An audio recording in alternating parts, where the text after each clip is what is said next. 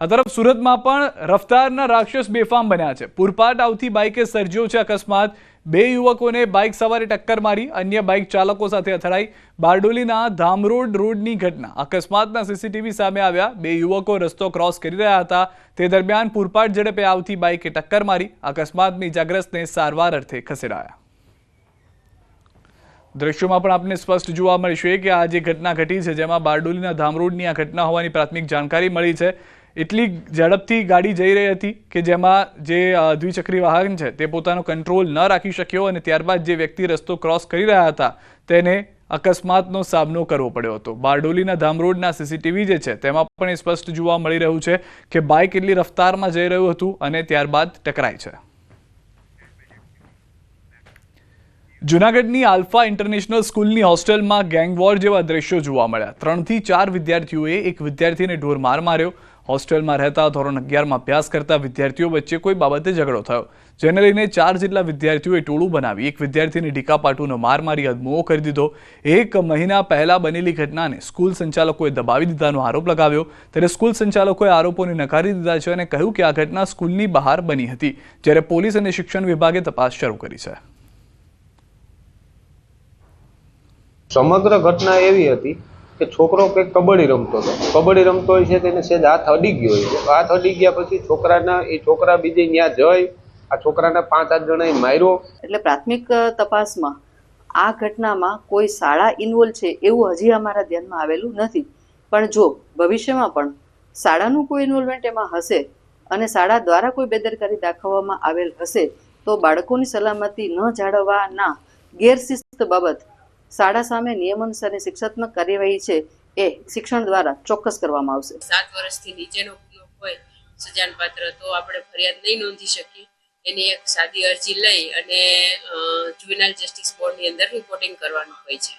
અને બાકીના જે બાળકો છે કાયદાના સંઘર્ષમાં આવેલા, એટલે કે જે મારતા હતા એ બાળકોનો ફોર્મ નંબર 1 ભરી અને જુવેનાઇલ જસ્ટિસ બોર્ડમાં રિપોર્ટ કરવાનો હોય છે। એ પછી અમને જાણ થતા વિડીયો મારફતથી અમે તાત્કાલિક ધોરણે બધા 5 વિદ્યાર્થીના પેરેન્ટ્સને બોલાવી અને કાર્યવાહી કરી અને બધા વિદ્યાર્થીઓને હોસ્ટેલમાંથી રજા આપી દીધી છે।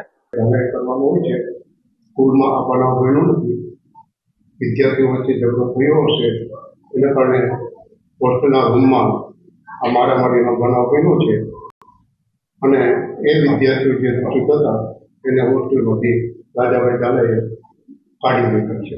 ડિવિઝન પોલીસ દ્વારા જુવેનાઇલ જસ્ટિસ એક્ટ મુજબ છે કાર્યવાહી હાથ ધરવામાં આવેલી છે। ભોગ બનનાર તથા માર મારનાર તમામ સગીર વયના હોય, જેથી કરીને જુવેનાઇલ જસ્ટિસ એક્ટના જે પ્રોવિઝન છે તે મુજબ સી ડિવિઝન પીએસઆઈ ચૌહાણના સમગ્ર રિપોર્ટની તપાસ હાથ ધરી રહેલા છે। અમદાવાદમાં દીકરીએ કરી છે સગી માતાની હત્યા। સોલાના સત્તાધાર પાસે વર્ધમાન ફ્લેટમાં બનાવ થયો છે। લગ્ન ન કરવા બાબતે ઝઘડો થતા હત્યા કરી। બોલાચાલીમાં માતાને પરફ્યુમની બોટલ મારી દીધી। ઘાયલ માતાનું સોલા સિવિલમાં સારવારમાં મોત થયું છે। આરોપીની બહેને હત્યાની ફરિયાદ નોંધાવી છે। આરોપી વ્રજ મયંક કોન્ટ્રાક્ટરને પોલીસે દબોચી લીધા હોવાની જાણકારી મળી રહી છે। તો હાલમાં જે જાણકારી મળી રહી છે તે પ્રમાણે આ પરિસ્થિતિ પરિવારને લઈને હતી। દીકરાએ સગી માની હત્યા કરી દીધી છે। સોલાના સત્તાધાર પાસે વર્ધમાન ફ્લેટમાં બની છે આ ઘટના। લગ્ન ન કરાવવા બાબતે ઝઘડો થતા હત્યા કરી હોવાની જાણકારી છે અને દીકરાએ આ ઘટનાને અંજામ આપ્યો છે તેવું તેમની બહેને પોલીસમાં ફરિયાદ સાથે જણાવ્યું છે। રાજકોટથી સમાચાર। અસામાજિક તત્વો બેફામ। સામાન્ય બાબતમાં લોકો લઈ હુમલો કરવામાં આવ્યો હતો। ધોકાથી હુમલા કરવાના દ્રશ્યો પણ આપ જુઓ। નાગેશ્વર વિસ્તારની ઘટના સીસીટીવી આવ્યા છે સામે। 55 જેટલા ગુનામાં સંડોવાયેલા ધવલ દોમડિયા અને તેના પરિવારજનોએ મચાવ્યો હતો તરખાટ। પાર્સલ મંગાવનાર પાડોશીને આપી જાનથી મારી નાખવાની ધમકી। ડિલિવરી બોય દ્વારા ભૂલથી પાર્સલ મંગાવનારની ડોરબેલની જગ્યાએ પાડોશીની ડોરબેલ વગાડતા પાડોશીઓ વચ્ચે બોલાચાલી થઈ। કારમાં પણ તોડફોડ કરી। ગાંધીગ્રામ પોલીસ મથકે નોંધાઈ ફરિયાદ।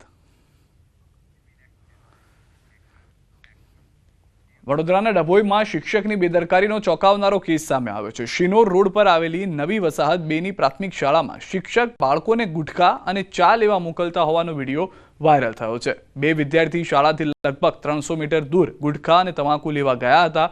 તે સમયે કોઈ જાગૃત નાગરિકે આ વિડીયો બનાવ્યો. સમગ્ર મામલે હવે શાળાના આચાર્ય પ્રવીણ કટારાએ જવાબદારી સ્વીકારી છે અને કહ્યું છે કે અમારી ભૂલ થઈ છે. હવે આવી ભૂલ નહીં થાય.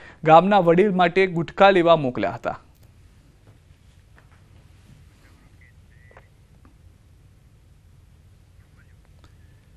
તો હાલમાં હાથમાં છરો લઈને માર મારતા દેખાઈ રહેલો આ વ્યક્તિ જેની ઓળખ થઈ ચૂકી હોવાની જાણકારી છે. રાજકોટની આ પહેલી ઘટના નથી કે જ્યાં આગળ લુખ્ખાઓ બેફામ ફરતા હોય. રાજકોટ શહેરમાં લુખ્ખાઓ બેફામ થઈને ફરતા હોવાની આવી અનેક ઘટનાઓ ભૂતકાળમાં પણ થઈ ચૂકી છે.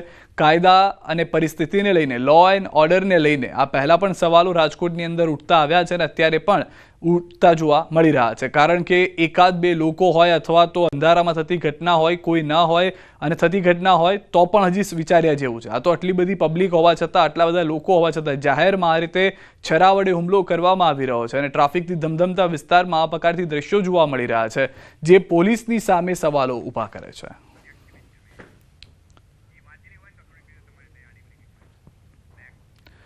આ તરફ વડોદરાના ડભોઈમાં શિક્ષકની બેદરકારીનો ચોંકાવનારો કેસ જોવા મળ્યો છે. શિનોર રોડ પર આવેલી નવી વસાહતની 2 પ્રાથમિક શાળામાં શિક્ષકોને ગુટખાને ચા લેવા મોકલતા હોવાનો વિડીયો વાયરલ થયો હતો. જે રીતના શિનોર રોડની ઘટના આપ જોઈ રહ્યા છો તે સમયે કોઈ જાગૃત નાગરિકે આ વિડીયો બનાવ્યો. સમગ્ર મામલે હવે શાળાના આચાર્ય પ્રવીણ કટારાએ જવાબદારી સ્વીકારી છે અને કહ્યું છે કે અમારી ભૂલ થઈ છે. હવે આવી ભૂલ નહીં થાય. ગામના વડીલ માટે ગુટખા લેવા મોકલ્યા હોવાની પણ જાણકારી હતી. अच्छा ने मीराज को लेवा मोकला था जीतू साहेबे कया साहेबे जीतू साहेबे હું લેવા મોકલ્યા તમને મીરાજ અને ચા અને મીરાજ બે કઈ સ્કૂલમાંથી આવો તમે? આ સ્કૂલનું નામ શું છે બેટા? તમે કઈ સ્કૂલમાં ભણો છો? સરકારી સ્કૂલ છે ને? હા. વસાહતમાં આવેલી સ્કૂલ છે ને? હા. કઈ વસાહત? વેરે વસાહતની સ્કૂલ ને?